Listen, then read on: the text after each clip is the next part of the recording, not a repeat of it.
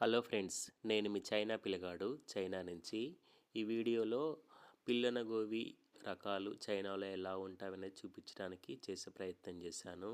ఇక్కడ చూస్తున్నది అదొక రకమైన ఫ్లూటు, పిల్లన గోవి లాంటిది.